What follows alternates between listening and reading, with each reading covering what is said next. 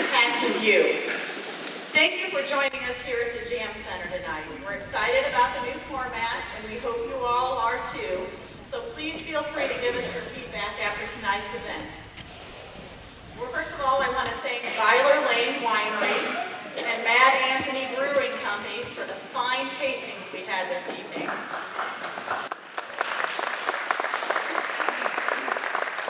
I'd also like to thank my fellow board members here for joining me in sponsoring the delicious hors d'oeuvres we had tonight, which were provided by the Deli at 6th and Main in Auburn.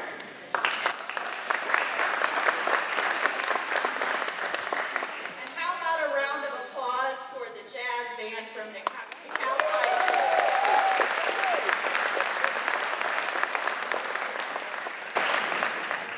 So tonight, you're going to get a glimpse of exactly what we do at the Community Foundation, what it's all about, which is enabling donors from all walks of life to provide permanent charitable support for their community. And this is done through endowment gifts. You're going to hear a lot about endowment gifts tonight, so if you don't know what that is, come find one of us, board of directors, or our executive director, and we'd be happy to talk to you about that. The money here tonight comes from our Community Grant-Making Fund. This endowment was established by our board of directors in 1996 to support our community's ever-changing charitable needs. These flexible dollars deliver significant funding leadership to initiatives that will strengthen our community for now and into the future. So tonight you're going to see firsthand the good that happens with these permanently endowed gifts. They last forever, ensuring that DeKalb County remains a vital community far into the future. Our hope is that through the stories shared tonight and the information imparted by the participating grant-off participants, you'll have a better understanding of your community foundation, which is to promote community philanthropy by offering local citizens, like everyone in this room tonight, the opportunity to create a charitable legacy that will sustain and improve life in our county. So please sit back and enjoy as we embark on this journey together.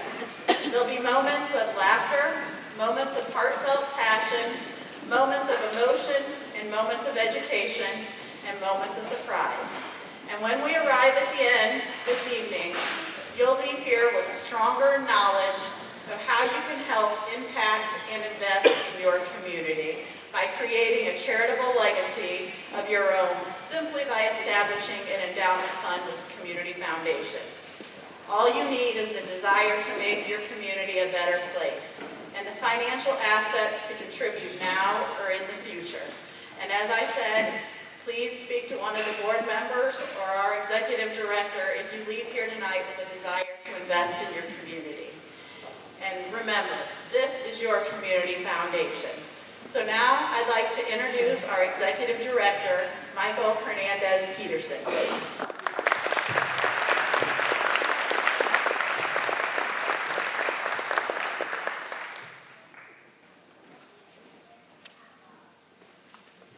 Thank you, Holly. Appreciate that.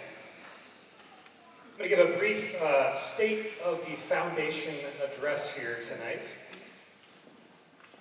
On this slide. 1 year ago, this great foundation was founded. That means we are 21 years old, so we are officially an adult foundation, hence the beer and wine tastings tonight. Thank you. Yes. In all seriousness, though, the state of your community foundation is solid. From its infancy in 1996, this foundation has been your foundation, and you have been making a positive impact on your community ever since. With the help of founding board members Don Allison, Dr. Kenneth Arndt, Dan Brinkerhoff, Fred Brown, Chapman Christian, Dr. Richard Dirksen, Don Farrington, Ron Feller, Bob Kiefer, Richard Mappin, Catherine McNerney, Bob Menzie, Francis Seckler, Don Starkey, and Jeff Turner, Wendy Oberlin expertly led this organization from birth through some difficult teenage years with the downturn of the economy in 2008, and helped it mature into a well-rounded, mature young adult. As I mentioned, the state of your foundation is solid. In solid, S stands for smooth transition of leadership. And this is thanks to the impact of a strong, active board, an excellent seasoned staff, and a sincere, welcoming spirit from members of our community like you. S also stands for the security of over $16 million in assets, which are being invested on your behalf for maximum impact. O stands for openness to new ideas. To continue to strengthen and improve our county, we must be willing to look at how we as an organization operate and assess the needs of our community on an ongoing basis. Recently, our board had a retreat to engage in a SWOT analysis and to look at our strengths, weaknesses, opportunities, and strengths, both the organization and our county. While we certainly have some real strengths on which we can build, there are also areas of weakness that we realize we need to continue to improve on and grow from. The members of your Community Foundation board and staff are open to hearing new ideas and implementing new strategies, which will help us to more effectively carry out our mission. This will in turn allow you to have a greater impact on your areas of passion within our county. One way we intend to do this is by having you share your stories, having our board share our stories, having our grantees share their stories. And you can look for many of those stories on our Facebook and LinkedIn pages, and soon we'll be launching a new website where you'll be able to see much more of that. L stands for leadership. Over the years, your foundation has earned a reputation for being a community leader. We help to provide opportunities for leadership education. We advocate for positive change in our county. We work collaboratively with other organizations and agencies in our communities. We support our youth pod, DeKalb's Voice, which you'll hear from our president of that later, which encourages a new generation of philanthropic leaders. And we help to bring groups together to discuss important issues.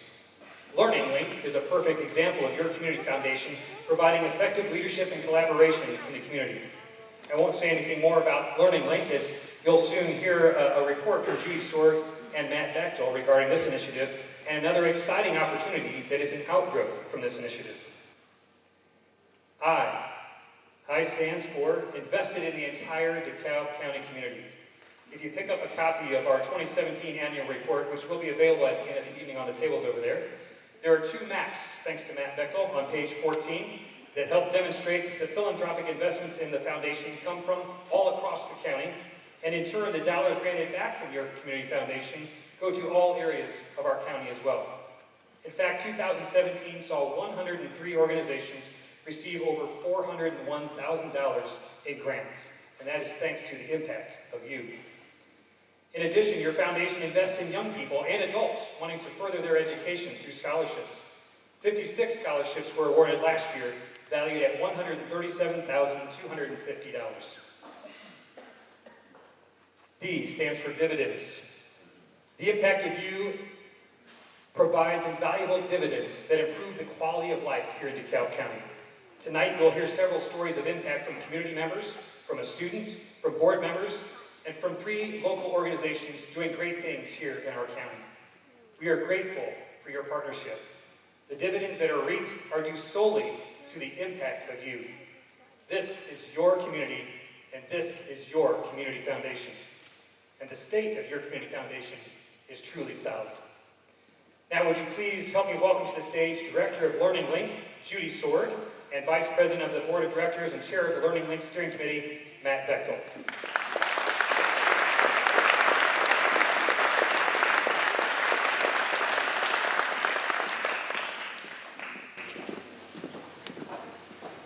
Good evening. Wow, what a wonderful crowd we have. This is astounding when I sat down to decide what to say. The Community Foundation and their boards, and I'm going to say past and present, because it's been 16 years that we have been working on educational attainment to improve the quality of life in DeKalb County, which I didn't realize it had been that long, but long time. While we may not have, before that, we had an early literacy initiative, and some of you here, I'm sure, remember that time. While we don't have the same funding for Learning Link that we had with that early literacy grant, we have much more to offer in collective strength. What we have, I would say, is the infrastructure of a steering committee. We have at least 50 organizations and more than 100 community leaders, very generous with their time and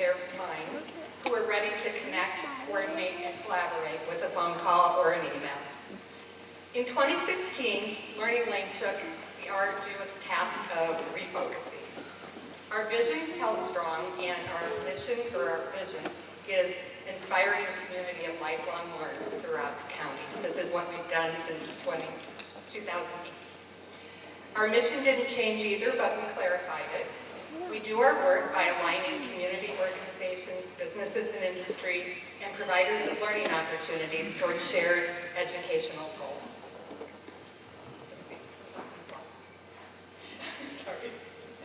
So there's our timeline. We spent a year refocusing. And now I'd like you to look. You don't have to read all those words on that slide, but notice the bottom two ovals. So this is what changed most significantly was our structure. In 2016, we were working with 6 teams. And by mid-2017, we started working through 2 more cohesive teams that are led by chairs and co-chairs. The 2 teams we call foundational learning and continual learning. And think of foundational learning as the young child learning to regulate his or her emotions, or learning to read by 3rd grade. Think of the continual team as the youth preparing for a career, planning for post-high school learning, or becoming a productive citizen of their community. Last fall, teams identified their key focus areas. And you can see those on the slide, I think. The foundational team found common ground in the importance of social-emotional skills of early learners and identifying and learning more about the resources to address families' social-emotional needs. The continual learning team identified promoting opportunities for learning job skills, including life and soft skills, and multi-generational understandings. This one kind of threw me. I did not expect to have the community energy behind this, or the consensus that we have to make it go forward. We also found the capacity very easily. So watch, you're going to hear more, and I hope you have some fun with it. Last but not least, I would like to, if I have piqued your interest by any chance, please join us at our upcoming semi-annual community meeting that will be in Butler at Eastside's Cabaret Theater on April 24th at 5:30. You'll find invitations on your way out on the registration tables. Lastly, to all the Learning Link participants in this room tonight, thank you so much for your service to our foundation and to our community. We would be nothing without you. It is truly all about you. Thank you.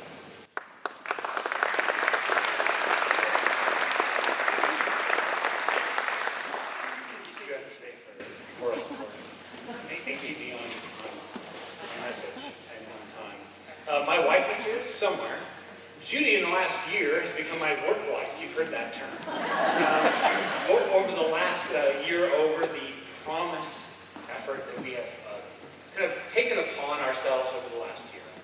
I'm going to go very quickly through this because you're going to learn a lot more. But one quick note about that Learning Link meeting that's coming up. If any of you are involved in education, if any of you are involved in businesses, we're at a really unique time in our country's history. We've got 5 generations in one workforce. We've got 5 or 6 in the classroom. Well, we have heard estimates of in tremendous numbers of our students being raised by grandparents. So you've got kids and their teachers and their parents and their grandparents, and all of these happening in the same educational environment. So you might imagine what friction occurs is a lot of us just go, oh, these millennials, they don't know anything.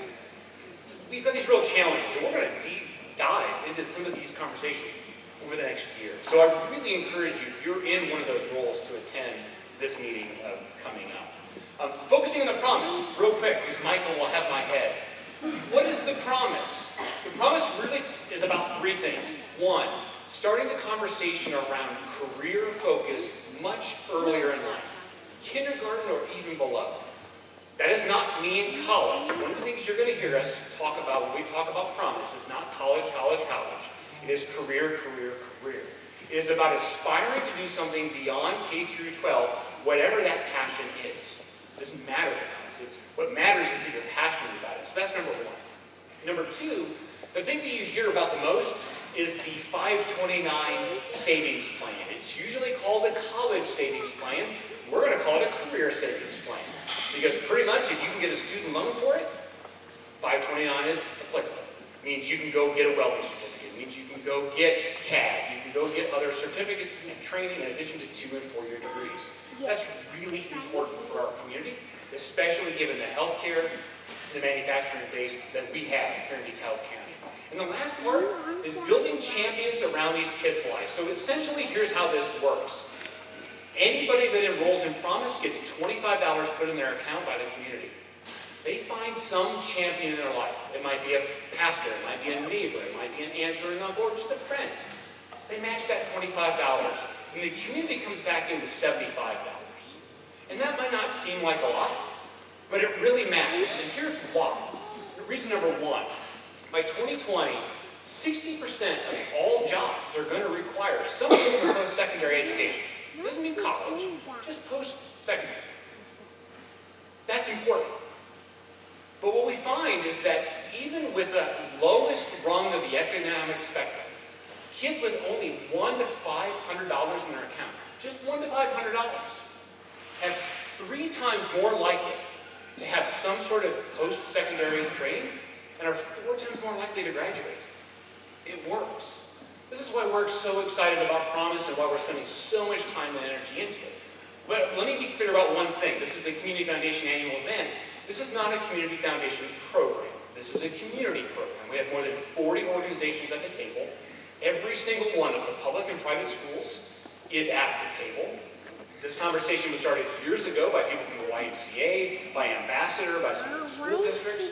We're just picking up that torch and continuing. So you're going to hear a lot more about this in the coming weeks. Judy and Michael and I are going to be attending some training next week. We're going to get some more details, and we're going to come back to our teams, and we're going to really grow this. We're going to grow this through businesses, we're going to grow this through churches, and we're going to make this a culture of thinking about kids' careers from about this height. And we're going to change that conversation. So you are going to hear more about how you can do that. Since we've announced the Promise, I've had lots of people just say, how do I support 5 kids? I don't care that I know them. Who are the 5 kids that I can support for $100 or $125? So we're going to figure out how to facilitate that. So you're going to hear more detail, because this is fast, about that later. So we really appreciate it. But to give you one item about how big we're thinking, we are about, as Michael very well said, helping you kind of build your legacy. We're about endowments. We're about that vision. We also do some scholarships. You hear about those scholarships. It's not maybe our first thing that we talk about, but in our history, we've given 800 scholarships, which is a big number. Through 2025, we're talking about creating 8,000 529 units. We're talking about something on a very different order. So when you read about it in the newspaper, and you have any questions, find Judy, find myself, find Michael. We'll be happy to answer that, because you're going to hear much more about that in the coming months. So we really appreciate your time bearing with us today, and please attend our spring meeting. Thank you.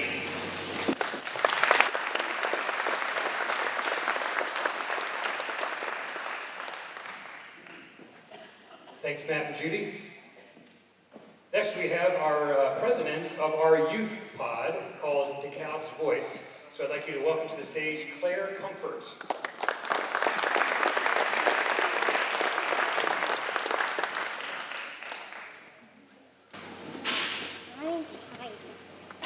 Good evening, DeKalb County Community Foundation supporters. My name is Claire Comfort. I am the current president of Voice and a proud junior at DeKalb High School.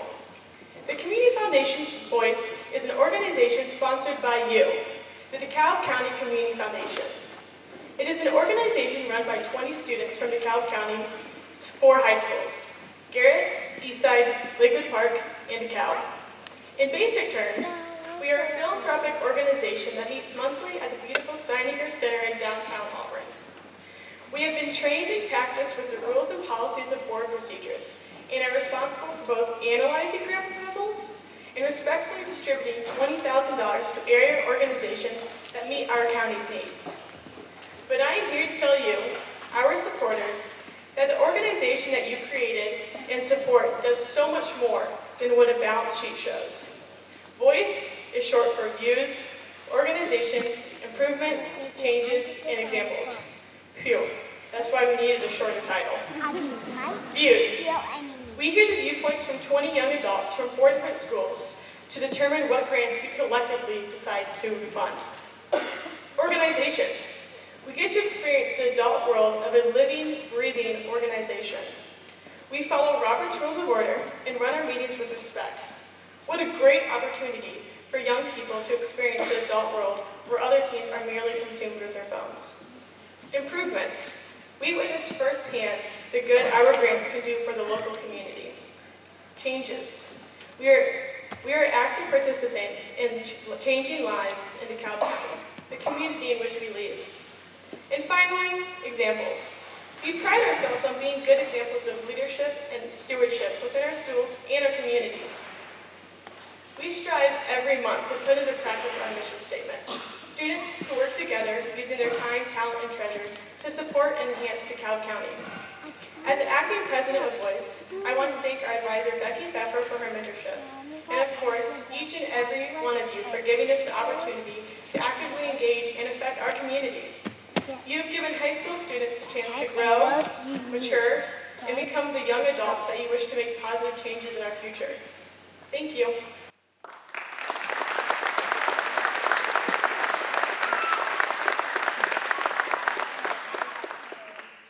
What a great poised young woman that is. So, well, you're doing a great job, Claire, leading that group. And Becky Pfeffer is here too. Becky, where are you at? Wave your hand real quick. She's in the back there. She does a great job leading our voice group.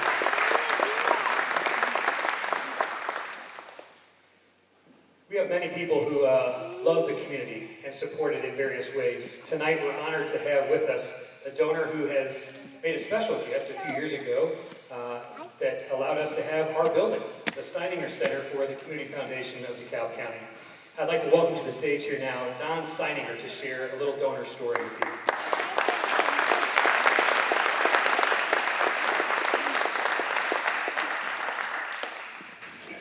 Hate to disappoint you, Michael, but I am not going to stand up here and talk about myself, so if that's what you expected, I'm sorry, it ain't going to happen.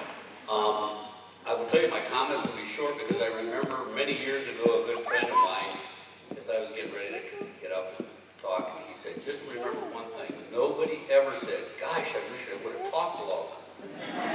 So, I've never forgotten that.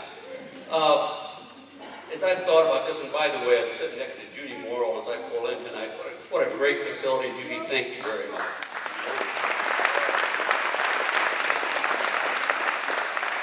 I do have one comment. You probably need to expand the parking lot. Great turnout. Thank you. I decided tonight, rather than to talk about my donor story, which is really, I've said before, and I'm very proud of it, obviously, but I don't think that needs to be necessarily be talked about a lot. I decided instead, as I thought about this the last few days, is to try to figure out a definition of what is philanthropy. It's a big word. We use it a lot. What does it really mean? I was surprised, very surprised, when I went to the dictionary to look for the actual definition. And it doesn't say anything about money. It says the effort or inclination to increase the well-being of mankind by charitable aid. So think about that. It doesn't say about money. It says the inclination to increase mankind. So with that definition, as I look around the room, I think that every one of you are philanthropists. I mean, if you think about it, most everyone here, we all do kind things. I hope so. I think we do. I mean, there's a lot of different ways you can do it. Many of you take care of a niece or a nephew or an aunt or whatever. Little league, band boosters, neighbors. There's United Way, churches. One of the things that I was surprised at recently when I went to a seminar of some type, 60% of all charitable dollars in the United States are given to churches. I guess I wasn't really surprised at that because, I think back to when I was growing up on First and Union Street in Auburn, and my parents, they had no money to give away. I mean, they had everything dime that they could make to take care of 5 of us, and that was their focus. I mean, they didn't have a choice, but they did support the church. And First Church of the Nazarene in Auburn was a very good recipient of that for many, many years. I think one of the things that we need to keep in mind as we think about giving and philanthropy is, first of all, how fortunate we are. And I think I have in the last few years been subjected to some things that quite honestly have really made me realize how fortunate I am. Two organizations that I'm involved with. One is, that most of you know, is Turnstone in Fort Wayne. Physically disabled. I mean, these are people that in fact they're not mobile. They can't take care of themselves. They're not as lucky as you as I. They can't walk in the door. That was pretty obvious, but the other one is one that I've really been amazed as I've gotten to be involved with. It's one you're probably not as familiar with. It's called the AWS Foundation. The AWS Foundation focuses on developmentally disabled. And as I've been involved with them, I've realized how difficult it is. It's very difficult for a family, because for those of you who know a family that has a Down son or child, it's just it's a lifetime commitment. I mean, you spend your life taking care of it. It changes your life completely. I think those of us, first of all, those that do have that, one of the things that amazes me is they don't feel like they've been cheated. I mean, in most cases, they really embrace it, and they just have a wonderful, wonderful family. There are some exceptions to that, but I am amazed at how many. I'm not sure how I would feel if I had to change my life and every day have to think about taking care of somebody else. I've never had to do that. Most of us haven't. I think we need to constantly remind ourselves of how fortunate we are that we don't have to do that. So I think it's a matter of sharing. I think that we need to always keep that in the back of our mind as we think about what we can afford to do, what we can, how we might help. I think those things really encourage us to hopefully share. My wife's traveling this week with my sister, as a matter of fact, on a sister's trip, so I'm kind of on my own. So last night I had dinner with a good friend of mine who, by the way, I don't know how many hockey fans do we have in the audience? Very many? Common fans? So, how many of you have been around long enough to remember, I think, the first black player for the Comets, Ian Boyce? That's who I had dinner with last night. Ian's become a dear friend of mine, and he's a financial planner. So I told him what I was going to be doing tonight, and I kind of picked his brain about what he did as a financial planner and how I might be able to apply that. And I don't guess I really realized a lot, but he said he spends a tremendous amount of his time simply helping people figure out, first of all, what's their standard of living? What does it take for them to maintain their standard of living when the day comes that they're not going to be a wage earner anymore? And he said it's amazing how many people don't know how much it takes to maintain their standard of living. He said, well, I don't know. What does it cost? Well, I don't know. Well, the point is, he said that's a very, very important element, and I think it's one that all of us really need to keep in mind. And as we talked about it, the two of us kind of decided there were a couple things. Number one, the first responsibility that all of us have, and I mean all of us, take care of yourself. How many people do you know that have they spend their life taking care of somebody else or worrying about somebody else or whatever, instead of taking care of themselves? That's number one. Because if you don't take care of yourself, somebody else is going to have to take care of you. So I think that's the number one thing that needs to be remembered. Secondly, I think family. I think we all, to the extent that we have a family, I think that is an obligation, certainly that we take on, that is our responsibility to take care of our family. All right, after you've taken care of those two things, what's next? And I think that's why we're here tonight. I believe that then when you get to the point where you do have enough to take care of yourself, you can take care of your family, then I think the key is I really encourage you to be passionate about something. What does that mean? I don't know. I'm not sure. I look at these things and I've learned a little bit about some of these programs. The one that really fascinated me a couple years ago when I was up in Kalamazoo is what's the one you just talked about, the Promise. That was founded in Kalamazoo, I believe. Unfortunately, it was somebody that showed up one day with $500,000 and said, here, and they still don't know who it is, by the way. They think they know, but they won't tell the public. But the point is, that's where the idea was founded. And I'll tell you, it is really growing across the country. It's a spectacular program.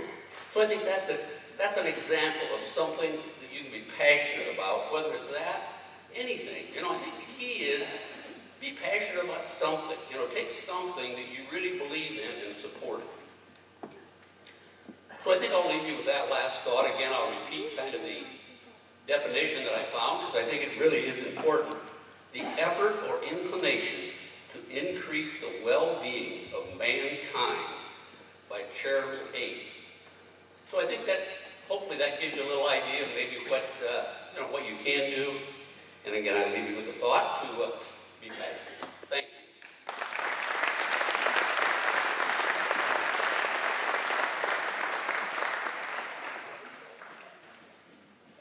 Thanks again, Don. I appreciate you being here and sharing those kind words and really some good things for us to all think about as we think about our own lives of philanthropy. Well, now we're going to start with what some of you came only for, which is the grant-off, and that's fine. We're glad that you're here, and hopefully you learn a little bit more about the Community Foundation. And one of the reasons we wanted to do this was to educate us on some of our granting processes, but also to provide a stage for 3 excellent organizations in our community to share in front of a crowd here on what they're doing, so that you might look at ways that you could support them. So, as an organization, we have an open granting cycle. Typically 4 times a year, once a quarter, our grant committee gets together, and we've received several grants. Typically there's anywhere from 5 to maybe 20 different grants that we're looking at. For this one though, we did offer this up as a special grant. We received 25 organizations that, and these are just some of them that sent me their logos, but we had 25 organizations that sent in an application to try to be a member of this club here tonight, the Grant-Off Club, and to be a part of this presentation experience here tonight. It was a very difficult decision, as it is always for our grant committee, to look at the different worthy organizations in our community and decide where the money that you have invested should best be supported. And we appreciate the confidence that the community, you all, give us to allow us that opportunity to support those areas that are making a true difference in our community. And I think tonight you're going to see the representation of 3 of those that fit that very aptly. Tonight, our grant committee will be deciding on a portion of $6,000 that we're going to award to these 3 organizations tonight. $2,000 of that dollars will be decided by our grant committee, and they will award that by their own voting system. First place will receive $1,000, second place $700, and third place $300. The rest of you get to decide on the rest of that. Another $4,000 will be awarded according to your votes. Those 5 tickets you received as you walked in, make sure you have those ready here after you see the 3 organizations present, because according to your votes, first place will receive $2,500, second place $1,000, and third place $500. So we evaluated these 25, and these 3 made it to the top. First, though, real quickly, I want to mention we had 2 very close honorable mention organizations that we wanted to share, and you may support these. Habitat for Humanity of Northeast Indiana and Kate's Cart, both great worthy organizations that are trying to do some different things in our county now. Habitat trying to go beyond just building houses to helping fix houses of people in need, and Kate's Cart moving from the hospital in general to the ER here in DeKalb County. And they provide books to young people that are in that situation. Tonight we're going to start with Image of Hope Branch. So Image of Hope Branch, Alicia Schenk is going to come up to the stage. And let's give a round of applause to Alicia as she shares here tonight.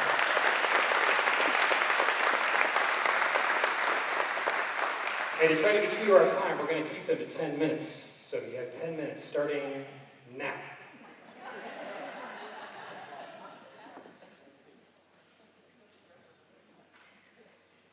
Like he said, I'm Alicia Schenk, and along with my husband and my daughter Alex, we're the founders of Image of Hope Ranch. Image of Hope Ranch exists to heal the soul and offer hope for the broken through encouragement and unconditional love, empowering them to be more than they think they are. That's our mission statement. The foundation was built on 4 cornerstones: faith, hope, rescue, and heal. Who we serve.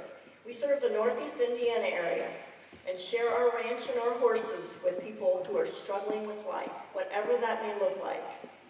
Whether it's from the loss of a loved one, divorce, the struggle with depression, a child or a teen who is bullied, or maybe a veteran diagnosed with PTSD. These are real issues in our community. Image of Hope also partners with Northeastern Center and the local Veterans Center. Whatever the challenge, we just want to help with their healing. So what do our sessions look like? We pair a horse and a leader with a child, teen, or adult for a weekly 1-hour session at no cost to them. The purpose of the session is to encourage them toward hope. They are taught the value of family, faith, and unconditional love, and may once again learn to trust, to be a leader, and to gain confidence. Session activities involve a small chore, grooming, and also may include groundwork and riding the horse. We use an obstacle course for this, and this is a way to set goals for the guest, to help them work towards something, and also to gain trust of a horse. Horses won't go through an obstacle unless they trust their handler. This means taking on a leadership role and confidently working with the horse. With all the negative things that are happening with teens in the world, the bullying, the shootings, the suicides, what if we had a program there where there is a place for teens to come to when they feel like when they feel depressed and alone, a place that makes them feel wanted, or a peer that they can talk to when they feel invisible at school, or like they have no friends. We have that support at Image of Hope and have had huge success with this program. It's had a positive impact on teens in our community. So a teen is paired with a mentor who is also a teen.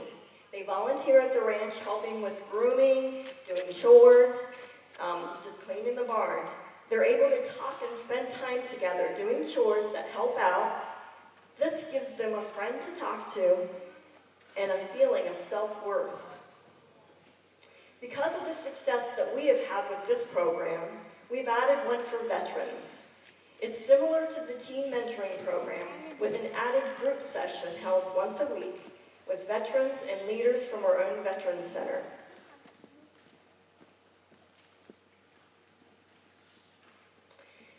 Family time. Image of Hope has several families that come out to the ranch each week to do volunteer work. They get to help keep the barn clean, also groom and keep the horses tuned up for sessions. This is a time where the family gets to spend time together, not in front of a TV or in front of video games, but doing something that teaches good work ethic, compassion for others, and giving back.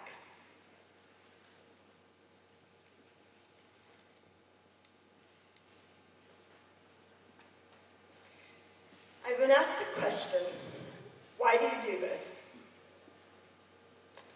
I tell people that we do this to give back. So why? As a young teen, I was a victim.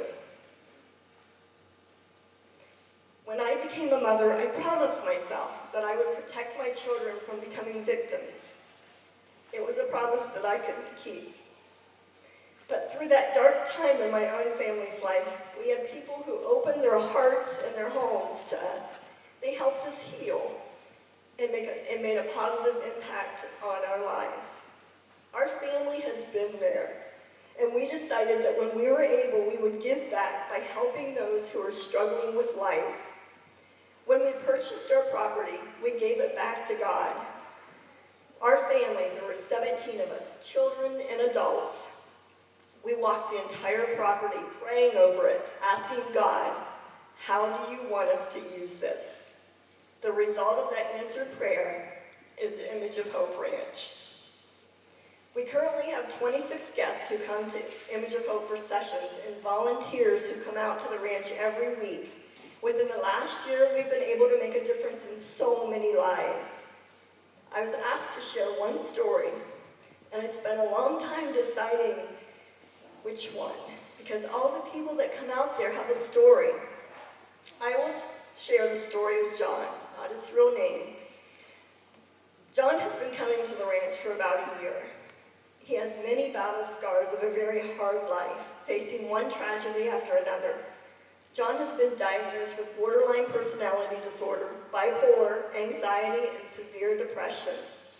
In his words, this is how Image of Hope Ranch makes him feel. Image of Hope is a magical place to all who enter there. The ranch reminds me of the Ponderosa on the Manza. There are the fenced-in pastures, beautiful Australian pines that are pretty, and when the wind blows through them, it makes a soothing and neat sound. It's a very relaxing atmosphere, and I always leave the ranch feeling much better than when I arrived. I always feel so relaxed and love and cherish every second that I spend there. The time I spend in my sessions makes me feel fantastic. I look forward to it every week. It is the most important thing in my life, second to serving my Father God in heaven.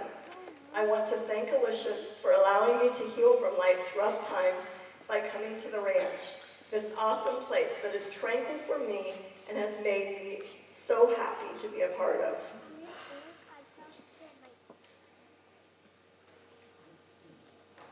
Image of Hope Ranch is growing. We never imagined it would grow this fast. We have a waiting list and are in the process of developing new areas for sessions. But all this takes money. This grant will help with our operating costs. Our current budget runs around $7,500 a month. We hope that in a year we'll be providing 75 sessions per week. This is 75 people in our community that can find hope. But it doesn't stop there. Imagine the ripple effect with these individuals' families, their friends, and even the rest of our community. We realize that not everyone has an interest in horses. That's why we're working on the pond to plan to stock it for fishing so families can come and spend family time together or individuals can come and just relax. What if our community was known as the community who has each other's backs? Each one of us matters. It reminds me of the story about the starfish. One day, a man was walking along the beach when he noticed a boy picking up and gently throwing things into the ocean. Approaching the boy, he asked, "Young man, what are you doing?" The boy replied, "Throwing starfish back into the ocean. The surf is up and the tide is going out. If I don't throw them back, they'll die." The man laughed to himself and said, "Do you realize there are miles and miles of beach and hundreds of starfish? You can't make a difference." After listening politely, the boy bent down and picked up another starfish and threw it into the surf. Then smiling at the man, he said, "I made a difference to that one." We all have starfish in our lives. What if that starfish was someone you loved? A sister who has been diagnosed with depression, a son who's bullied at school, maybe a spouse that is a veteran with PTSD.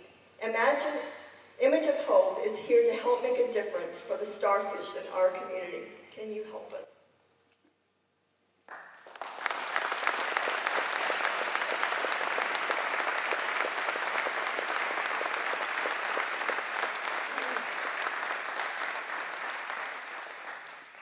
Great job, Alicia. Grant Committee, any quick questions? We have just about 30 seconds. Anybody? I'm sorry? Where is the range? County Road 31 in Auburn. Yeah. Thank you, Alicia. Great job. One more applause for Image of Hope Ranch.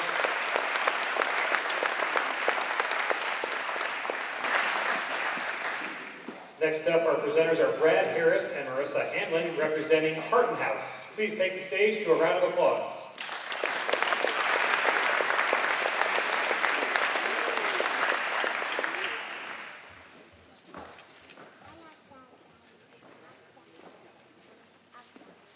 I'm still not sure what I'm going to say tonight, so bear with us. Thank you. Thank you all for your generosity and support of this community. Over 9 years, it has been awesome to witness. We have been recipients of many of your individual acts of kindness, so thank you for that. Harton House. Harton House is the latest program initiative of the DCIC, the DeKalb Community Impact Corporation, of which I am the executive director. In 2016, the Fort Wayne Rescue Mission came to our executive board and challenged us as an organization to meet the growing housing insecurity and homelessness issue that they saw flowing from DeKalb County into Allen County. Our executive team decided we were going to meet that initiative, and we formed a Heart and House committee of wonderful 5 great individuals that are spearheading the campaign and driving the focus of Heart and House. As you can read here, Heart and House is a safe harbor to bring hope and healing to women and children through the storm of domestic violence. While we are not solely a domestic violence shelter, we have spoken to our local experts here. A vast majority of the women that we will be seeing, treating, helping heal will be coming from a domestic violence background. As you all believe, and we also feel that every individual in this community can bring value to our community.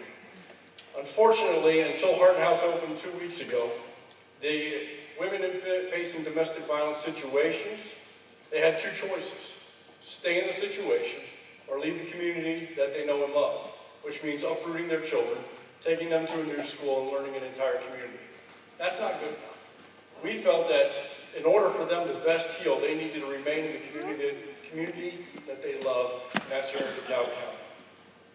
To do so, we've done something that's a little bit new to the industry. We've partnered with over 30 agencies. Alicia, you're going to be number 31, I promise. There's great healing there. Thank you for what you do. But we've partnered with agencies outside of our organization to represent and provide educational opportunities in their respective fields of expertise. And you can see some of those institutions there and some of those avenues that we have. And that's just a small sampling. Everybody's been very interested in helping these women rebuild their lives as they work to reclaim them and re-emerge on the far side of the darkness that they're in right now. Marissa's going to talk about what a day looks like in a Heart and House, the average stay, and then we'll see where it goes from there. Hi, I'm Marissa Hanlon, the director of Heart and House. And so we partner with our local agencies to offer life skills and job readiness to our women. The average stay is about 6 months. Sometimes it can be up to a year, depending on the individual needs. But during their stay there, they will attend classes such as self-esteem, boundary classes, financial literacy classes, individual counseling, support groups, parenting classes, and any other individual need that they may have. So what does a day at the Heart and House look like? Every day we start the day together in devotions, and it's a time of self-reflection and inspiration. For the women who are ready and who have gained employment, they will go to work. And for the other women, they will start their coursework and volunteer in the community. We're really big on giving back to our community, as we also need our community to do what we're doing. We finish the day with dinner as a family together, and we have staff 24/7 at Heart and House to address any additional support that the women may need or any issues that come up. So how will Heart and House impact the women and children of DeKalb County? Well, I myself was born into domestic violence, homelessness, poverty, and I remember as a child growing up feeling really scared and insecure. And that's something that I carried with me my whole life, and it was something that I really had to work on over the years to overcome. And people would ask me, why are you so afraid to face this, and why are you so insecure about this? And I just couldn't see what they saw in me, and it was because of where I started my life from. So I remember as a child thinking, I am never, ever going to end up like my mom. I'm never going to do this to myself. I'm going to give my children a different life. And one day I woke up, fast forward several years, and I was exactly where my mom was, and I did exactly what my mom did. And I was in an abusive relationship, and I was homeless, and I had to stay in this relationship because I had no other option for my children. One thing that I knew was that I wanted my children to have a better life than me, and I never intended to put them in that situation. I just didn't have the lifeline and the structure and the support that I needed. And so I knew that I needed to break the vicious cycle so that they can have a better life. And I was offered a program that was very similar to Heart and House, and it gave me a safe place to go to start my life over. And I felt love at the most unlovable time in my life, and that was very, very empowering. And so I let go of everybody in my life except for my children, and I started from scratch. And today, my children have security, they have a future, and they don't know the things that I went through because they have a different life. I also am able to lead women into a whole different life, and that is so amazing for me, and it's also amazing to be a part of. So regardless of what my past has offered me, I have a different future, and I'm able to show that to other women. We are a brand new initiative, and there is a need for additional support. We need the support to ensure that we are able to meet every need of the women in the house. We do provide them with clothing and food and shelter and anything else that they may need, and we work really hard to offer that. What does a woman coming out of Heart and House look like? Well, she's empowered, she's prepared, and she's ready to help others. And so, to sum up Heart and House, we can turn tragedy into triumph.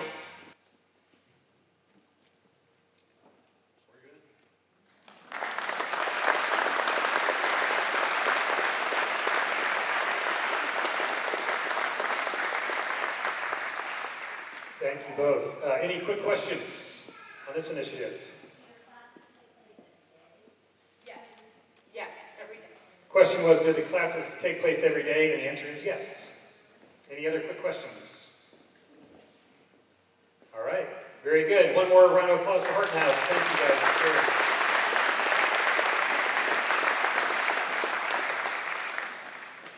Our third and final grant-off presenter is from St. Andrew Evangelical Presbyterian Church. Please welcome to the stage Pastor Adam Reesner.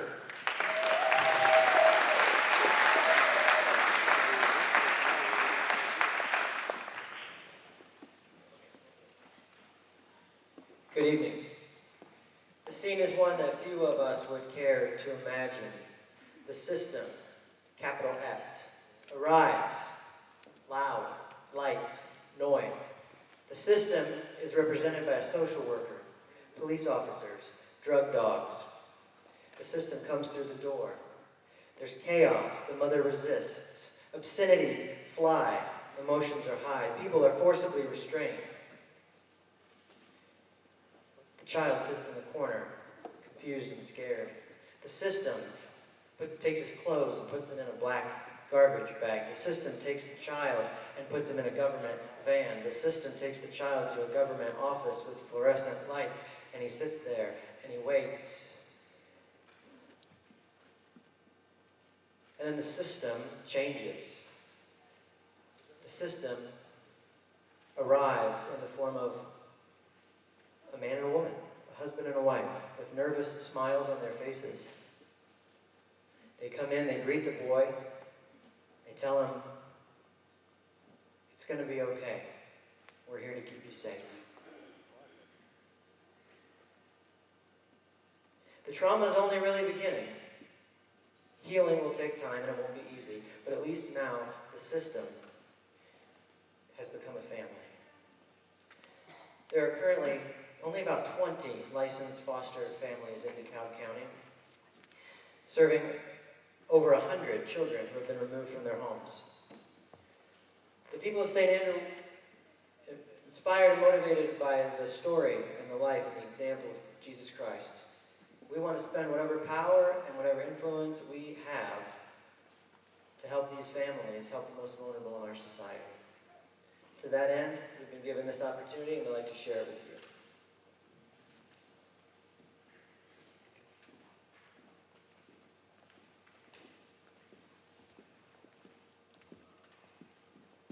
Hi, I'm Adam, and I'm pastor of St. Andrew Church here in Auburn, and we're excited to tell you about an opportunity God has given us to bless the foster families and foster children of our community.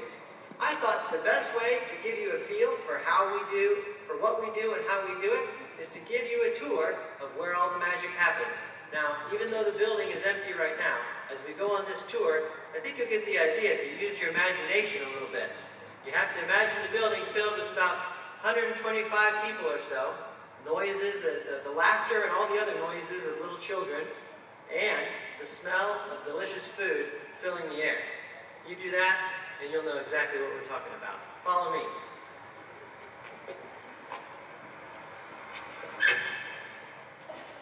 So when we welcome foster families into our building, it all starts here in the dining hall. You can see it's a recently renovated space.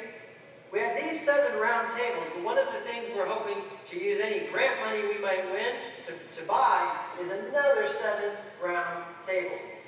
That's going to be crucial to our vision and ministry of connecting with these families moving forward. Let me take you to the kitchen real quick.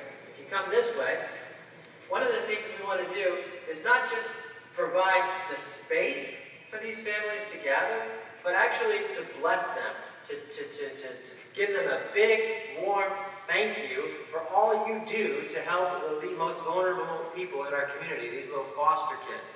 Well, in order to do that, we decided to bring folks in for a nice home-cooked meal. How valuable it is for a family, especially some of these families have 5, 6, 7 children in their care at any given time. It is extremely valuable to them to not have to shop, cook, plan a menu, or clean up. And it's all done at no cost to the families.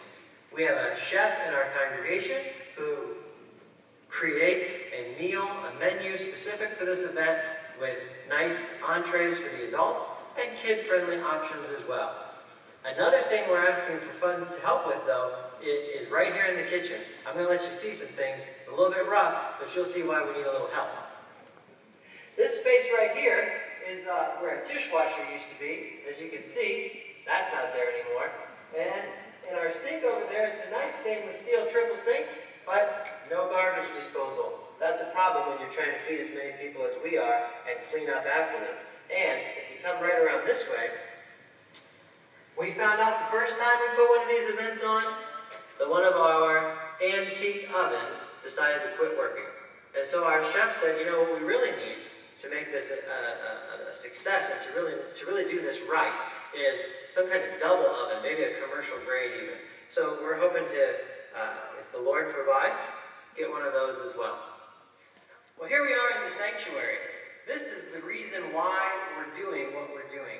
As a foster parent myself, we have to get 15 hours of continuing education, continuing training in order to maintain our licenses. We have to get those 15 hours every year. Well, if you live in DeKalb or Noble County, those hours are hard to come by locally. So we have to drive to Fort Wayne. There's no mileage, reimbursement, there's no child care, and there's no meal. And we still have to drive to Fort Wayne. So what a great opportunity it is right here in the middle of DeKalb County to set up shop and to offer this training. It's been so wildly popular that each time we've done this event, we've been on a waiting list the day that we've opened it up to RSVPs. The demand for this service is huge. We serve about 40 to 50 adults at the dinner downstairs. Add another 30 to 40 children to that, and we're about at capacity. But up here in the sanctuary, we've seen 75 to 80 adults show up. Even those who can't come to the dinner for the meal, or because there's no space for their kids in the child care, many of them are opting to come to this training because, like I said, it's right here in DeKalb County. So now, you kind of get a feel for what this room has looked like. Basically, all of the seats you see behind me, they fill up. So half the room fills up. and the Department of Children's Services provides the trainer. Now I'll show you where the kids hang out while the adults are in here, and then I'll take your questions. Let's go. Well, here we are upstairs above the dining hall. This is where the kids go to when the adults go to the sanctuary for their training. Now, we decided at the outset of this ministry that we're not just babysitting. We're providing meaningful activities for the kids to do. So that includes arts and crafts, games, songs, a whole bunch of things based on age groups. It takes a lot of volunteers. I think we figured about 300 volunteer hours go into it each time we put one of these events on. But it's worth it. So I'll take you on a quick tour of the rooms that we use. We use several rooms. I'm just going to give you a quick glimpse at two of them. What do you say about nursery? It's equipped and it's ready to handle babies. Let's go on to the Lego room, shall we? So one of the activities for older elementary kids is, thanks to a couple of our very own parishioners, they converted this table into a custom Lego table. You can see it gets a lot of use. Other games, activities are here for the kids to take part in. Oh, and one more thing. While this is just a storage room, this will go to show you. If you stop by on one of the nights when we're serving foster families, watch out. You might get stuck in a snowball fight. We've currently, to date, this year had 2 foster dinners, packed the church. Just so excited to see that this is a real need in the community. Our next foster dinner is just under a month away on May 11th. We already have 70 foster parents and children that are planning to attend. When we first organized this, we had 2 questions. Number one, is there a real need for this? Is this really going to help foster communities? And to see the outpouring of support, we knew that this was real. And the second thing was, can a small church like ours of about 70 or 80 really do this? And both of those, we were given a resounding yes. We believe at the core of supporting foster communities is building relationships. Over 90% of the people that attended our first 2 dinners are signed up for our 3rd dinner. Our vision for the future is to have 5, 6, maybe even 7 dinners a year to continue building these relationships. And this grant money is going to help improve the facilities, as you saw, so that we can continue serving this foster community, our community, for the long term. Thank you.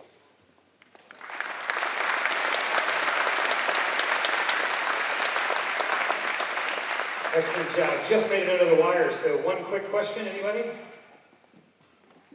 Good? All right. Thank you, gentlemen. One more round of applause for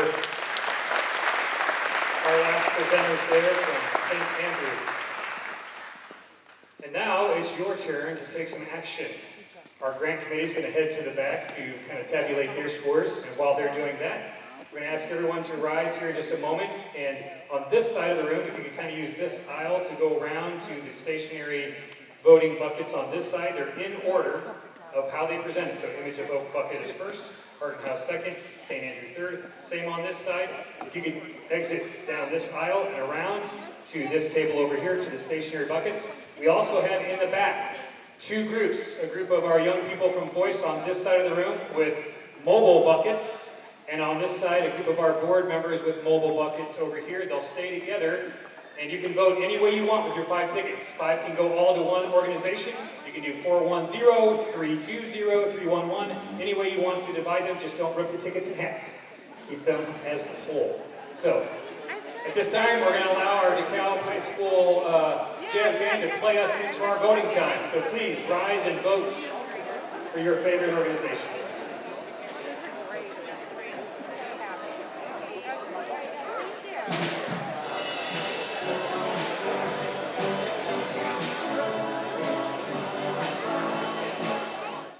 Just a couple quick little things here to do as far as some live entertainment while the votes are being counted. And then we have some very special awards to present to some of our community members. So please make your way back to your seats so that we can get to those awards before announcing our grant-off winners.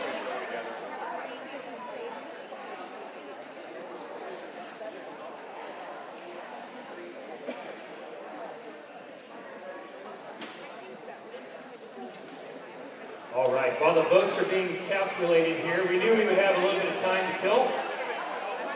So we tried to go far and wide to find some cheap entertainment. It's hard, you know, when you're on a budget to try to find some good entertainment, so we didn't want to spend a lot of money. We spent more money on the food, so you'll thank us. Thank you! This disguise is about as good as Clark Kent's, but this is what you get when you want free entertainment. So, for your entertainment pleasure, we're going to do a little bit of magic here. So, I need a volunteer actually to help out. Who would like to help me out here on this first effect? Don't be too excited. How about Mayor Yoder? Would you like to help me? Come on up. Mayor Yoder from Auburn, ladies and gentlemen. Come on up here. I know you're going to kill me later, but... That's not too far. Come on up. All right. Ladies and gentlemen, Mayor Yoder.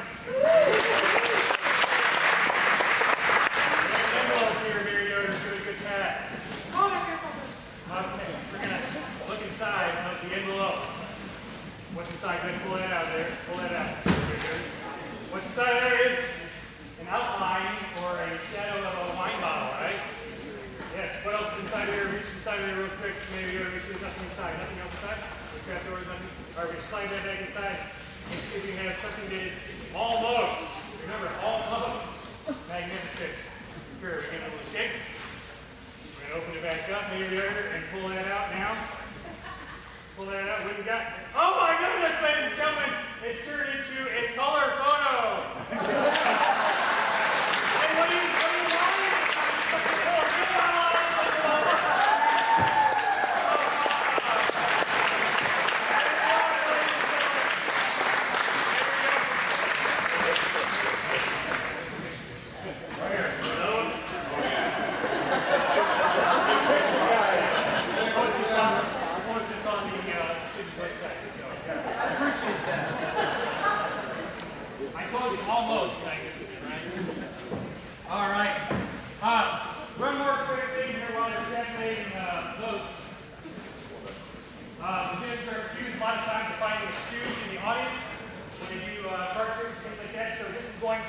Alleviate any of that, no doubt it's going to be a free choice, because I have here the free choice device. It's a rolled up t-shirt. I'm going to toss it into the audience. Once I toss it into the audience, I'm going to turn my back. When I turn my back, I want you to pass it around the audience, and when I yell stop, the nearest female will bring this up to me. Okay? All right, are you ready? I'll toss it to our president. You can just toss it anywhere you want. I'm going to turn my back. You're going to toss it around. Make sure you keep it around a little bit. Touch it around a little bit. Keep it going. Keep it moving. You have all you can hit. Ready, stop. Okay. Here's female that's not a staff person over there. So, Marsha, baby. Marsha Weller.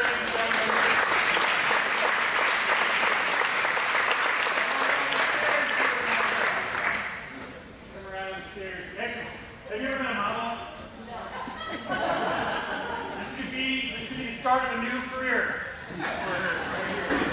She's going to be a model of this. Alright, so leave it on real quick. That's too rough. Put that over your head real quick.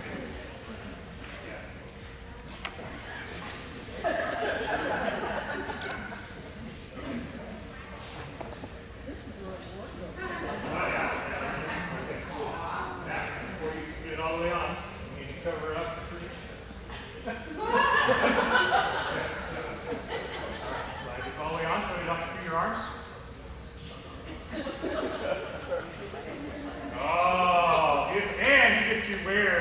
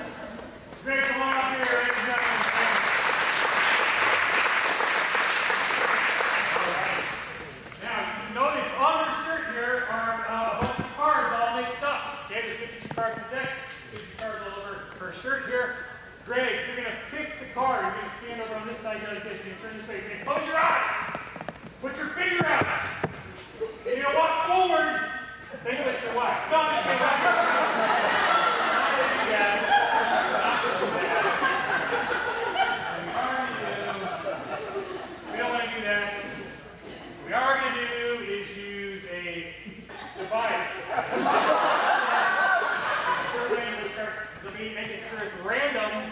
You're just going to stand a little bit further back. Don't step off the desk, a little bit further back. Take this in your hand. And you're going to turn this way. And you're just going to get a nice toss so that not too hard, so it's going too far into the skin. You just break the skin enough. So, are you ready to throw? Oh, good! Yes! That's good. Yes, right. That's why we brought this along. This is the dartboard here with there's 52 cards in the deck, so we have all the different cards. 152 are on here. We're going to throw, and then that's going to be, that's going to help us determine, which card is going to be selected. Easier said than done. Okay, so here you go. Hold on to that again. You're going to hold this, Marshall. Right there. You won't be able to see what's coming, and hopefully you have good aim. Now are you ready? No! Answer! Because you get to hold this. Are you ready to go? Okay, good. We'll use this instead. Okay. All right. Here we go. Now, before you throw, we have a big deck of cards, but I know there's a lot of mature folks in our audience tonight. You're not going to see a small pack of cards, so we have the big giant deck. Okay, I'm going to prediction. We're going to hope that this works for us. So, Marshall, just stand in that general area and throw it at the dartboard. It's a good thing I came prepared. We have another try. Make sure this time it hits the dartboard somewhere. Okay, look. Okay, now, I will say this. It is actually in the middle of 3 different. So I'm going to give you a free choice. You can choose 36, 5, 30, or 13, whichever one you want. Number 5. Ladies and gentlemen, again, now you win the test. A free choice on who was chosen to be up here. A free throw on the dart. 5, ladies and gentlemen, was the number she chose. So we are going to take out the cards. And we're going to count. Thankfully, it's only 5. You don't have to count up higher. That's good. You chose wisely.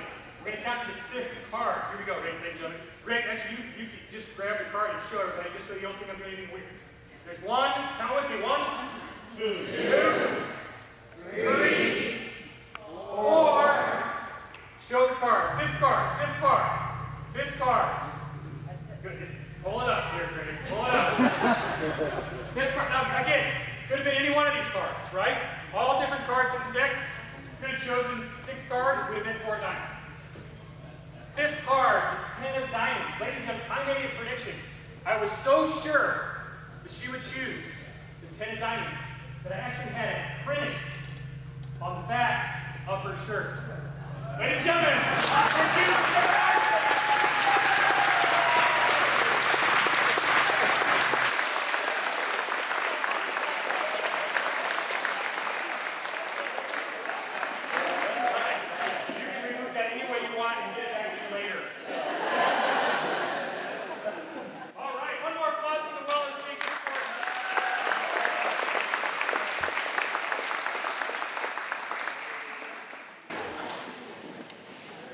and I'm back.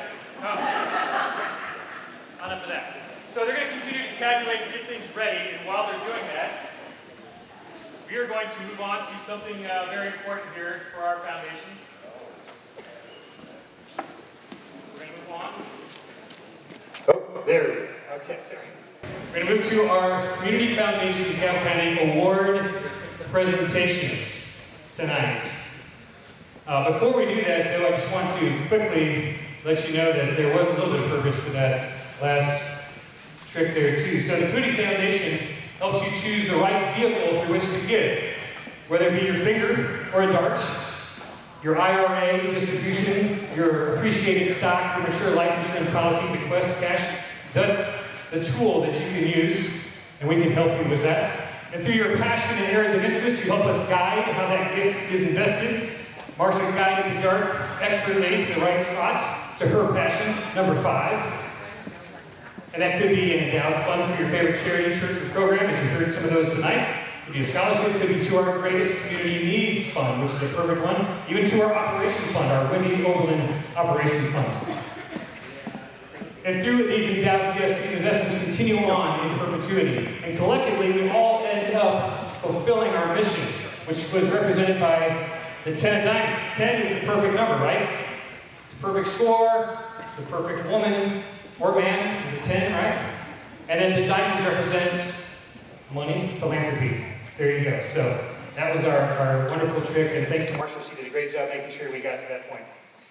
But tonight, we really want to honor 3 special individuals who have demonstrated above and beyond the definition of the impact of youth. Their passion for our community has driven them to sacrifice much for the good of all. These 3 individuals have invested countless hours, resources, and gifts to enhance and strengthen the quality of life throughout DeKalb County. Holly, would you join me too? And on the back table here are our special awards there too. We'll move some of this too out of the way for pictures. Nobody wants to see that. All right. DeKalb County is blessed to have many individuals with a passion for serving others in our community. One person who has truly exemplified the spirit of servanthood and volunteerism is a woman who arrived in DeKalb County just over 30 years ago by the name of Deb Argast. Deb, I hope you're still here. Yes.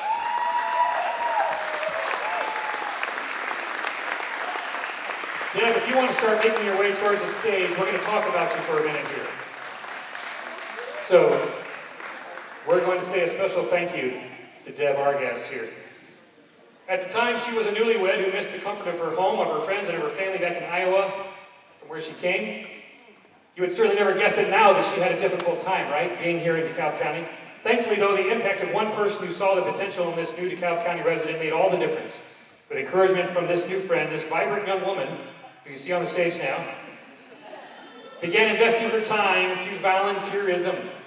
Yes. After taking some courses on clowning and several hours of practice, Deb created an alter ego like I have. Hers is Fifi the Clown. As Fifi, Deb has donated countless hours entertaining the young and the young at heart in many churches, schools, nursing homes, and other nonprofit events. She also performs several times throughout the year at for-profit events. And if you know Deb, it should be no surprise to you that she often walks into our office with that clown money to donate to a cause she cares about at the time. Deb also began volunteering at the Eckerd Public Library at that time, which eventually landed her a full-time position as children's librarian, where she served for 25 years, brightening the lives and encouraging literacy to children in the community through this role. In addition to appearing as Fifi the Clown, Deb has volunteered her time and enthusiasm as a friendly witch at Halloween time and as Mrs. Claus at Christmas. Her joy is contagious and it is impossible to guess how many smiles you have placed on people in our county. Another area in which Deb is very active is in the arts world, where she demonstrates her support through both time and resources. Her time and resources have been invested also in our community foundation, as I mentioned, for which we are forever grateful. The amount of activities in which Deb's hands have been involved would be impossible to recount. Unfortunately, though, for us, Deb's time in DeKalb County is quickly coming to an end, as she will be moving to Lincoln, Maine in May. While it may be a great loss for our community, it will be an immense gain for Lincoln. Tonight, we just want to say thank you, collectively as a community, to Miss Deb for all of the efforts she has made at making DeKalb County a brighter place. Deb, as you're here with me on the stage, we all want to give you the appreciation you so deserve. If you would join with me in showing our appreciation to Miss Deb.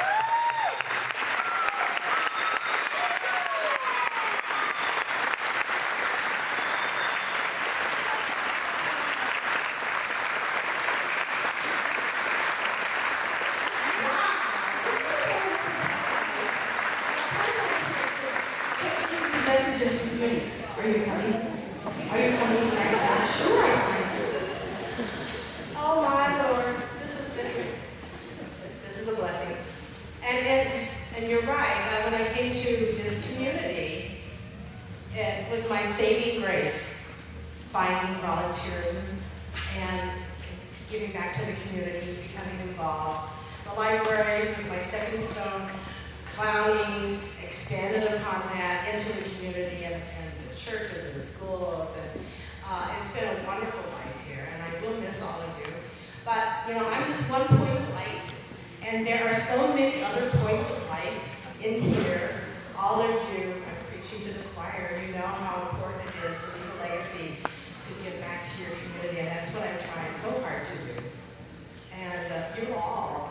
great role models, and I expect to hear a lot of, especially all these new things coming up. I'm just sad. Listen, I'll have to come back, I guess. I don't know. All right, again, real quickly, we do have a couple of appreciation gifts, and I want to send a special thanks to Melanie Beer, our office manager, who tracked down a restaurant in Lincoln, Maine, who sent us a gift certificate for you to enjoy. Do you enjoy wine? Well, there you go. You can have that as well. Ladies and gentlemen, Jeff, our guest.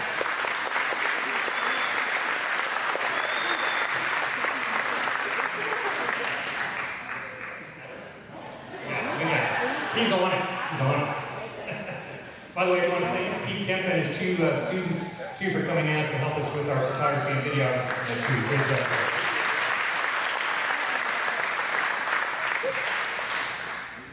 On to the next award. This next award is actually a new one this year. It's called our Community Foundation DeKalb County Champion Award.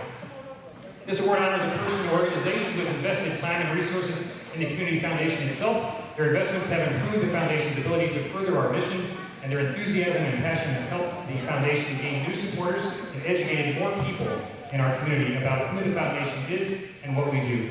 This individual's efforts have helped the Foundation have a greater impact on the people and organizations that make a difference in DeKalb County. Our inaugural CFDC Champion Award recipient beautifully embodies the spirit of this award.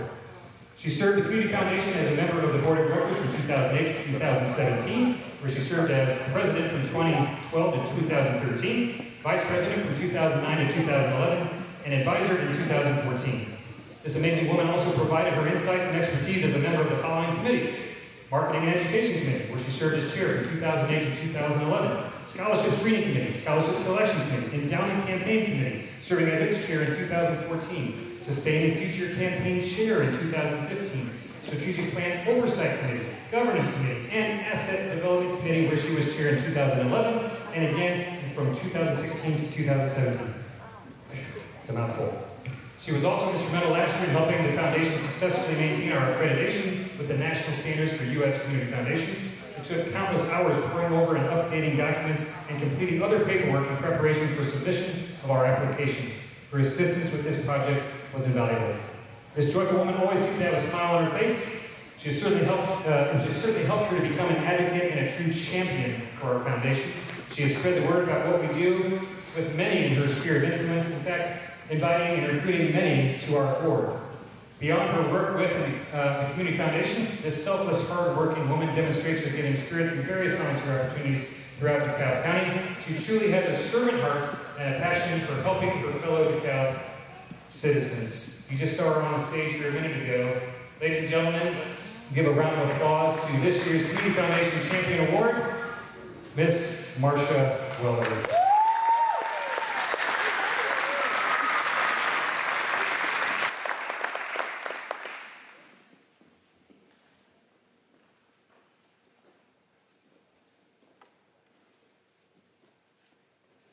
All right, we didn't get your picture up there, but ladies and gentlemen, one more time, we have a special award to present to Marcia here tonight for all of her hard work. Thank you, Marcia.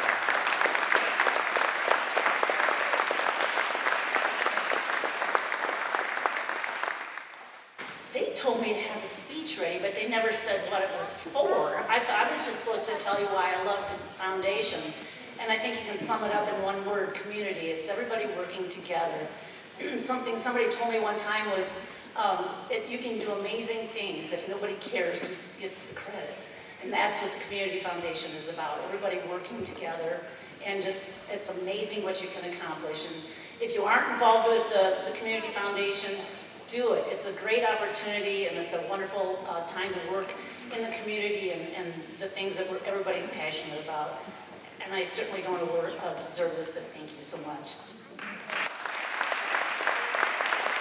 Thanks again, Marcia.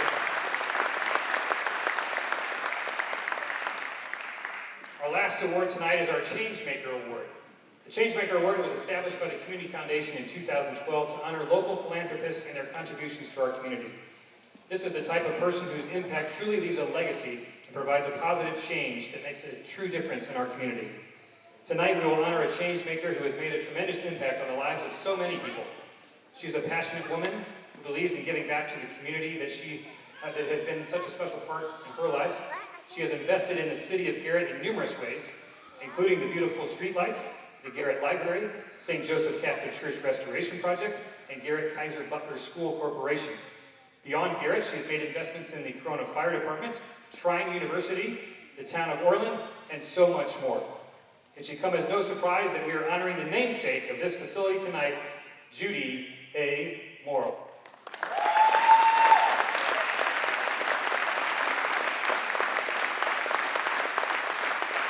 This fantastic place, which offers a multitude of wonderful services, provides smiles and opportunities to so many in the community. And it would not be here if it were not for Judy's generosity and vision. The Jam Center has been greatly impacted by her support, not only by her finances though, but also by her steadfast service as a board member. She challenges the board to continue to grow and provide more and more services. I know, we snuck that one, I know. But Jam Center Executive Director Cheryl Nicole stated this: the Judy A. Morrill Recreation Center is honored to be named after such a woman of beauty, generosity, character, perseverance, intelligence, and professionalism. She embodies them all. Judy is not only a tireless supporter of the community, but she is also well known for her incredible work ethic too. Up until January, Judy could be found still sitting at her desk with her faithful dog on her lap at Electric Motors. Although I could continue to list the myriad ways in which Judy has been and continues to be a change maker, I believe it's time now to show our appreciation for this wonderful lady. Ladies and gentlemen, please give honor to our change maker for 2018, Judy Morrill.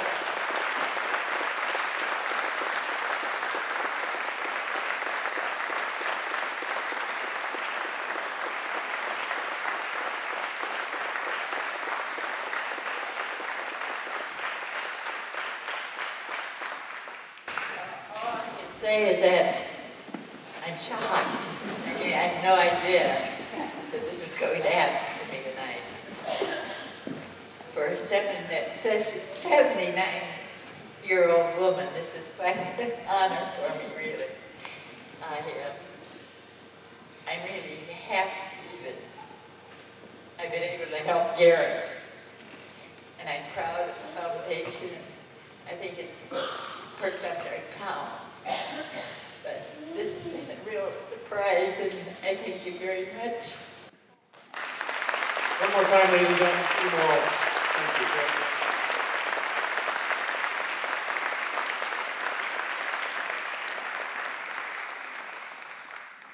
All right, Mike Payne, are you ready? All right, the results are in, ladies and gentlemen. As he's coming up here again, thank you so much for hanging out with us tonight. I know we're going a little bit over time. I appreciate that. Yeah, on your seats too, just while he's doing that, there are some cards. This was a free event. All we're asking for is if you could please fill those cards out. Just give us whatever information you would be willing to give. And there's some boxes to check if you'd like more information from us. Our newsletter, our annual report, which will be available also in the back on your way out. You can drop those cards off on your way out too in the receptacles on the registration table there as you follow through before you go into the hallway. So thanks again for hanging out with us here tonight. And now, without further ado, we're going to give our Grant-Off Awards. Here we go. Ladies and gentlemen, Mike Payne is on our board as our chair of our grant committee. Very eager and anticipating the winners of the Grant-Off, but I'm going to take you just a little bit longer because I want to recognize our wonderful director, Michael Hernandez Peterson. Let's give him a big round of applause. This is his first annual meeting, outstanding job, and I know the board thought we had a pretty daunting task. We had pretty big shoes to fill by replacing our one and only director, Wendy Oberlin, last year, and Mike stepped into the role beautifully, and we couldn't be happier. Thank you very much. Okay. First of all, we're going to announce how the grant committee voted, and just so you can all, love them or hate them or accuse them in the parking lot, I'd like them all to stand up here. Our wonderful grant committee, please stand. I'd like to give a round of applause to the grant committee.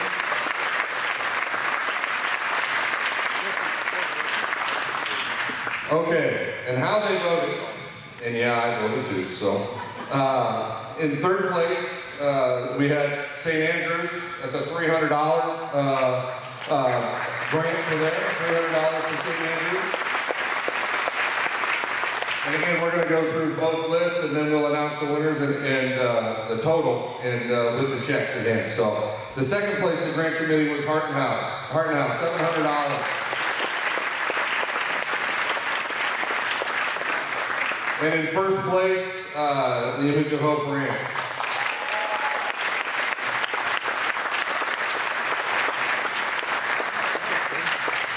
And now the voting. And Mike, thank you for the entertainment, which is another thing the board was very worried about, but you did very well there, so thank you very much.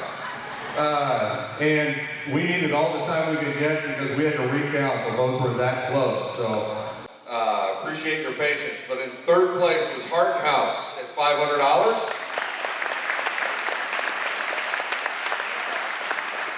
Wait a minute, we'll do it again, hold on. All right. Second place, St. Andrews. This is by your vote only.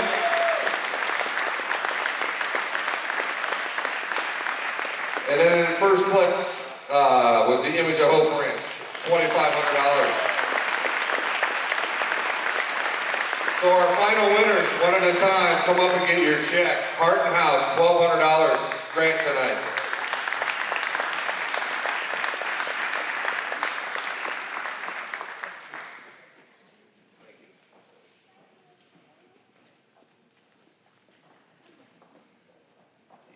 You know, the nice thing about this is there were no wrong answers in this election.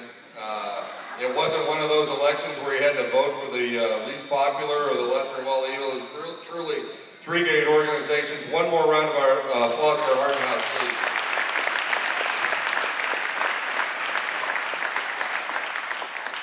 Thank you.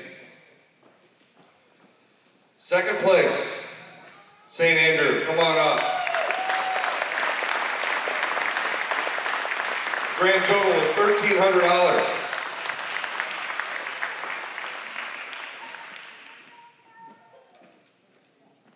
One more time, St. Andrew.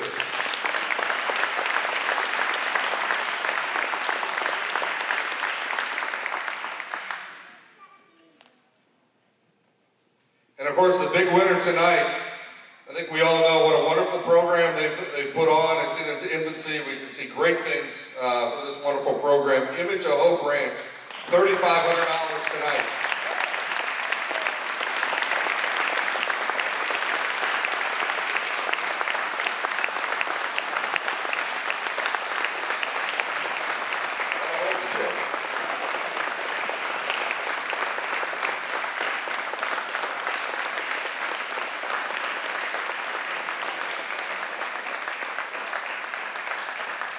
Thanks again for all of your votes, all of your concerns, your patience. I think Mike's got a couple of closing comments here. Thank you very much.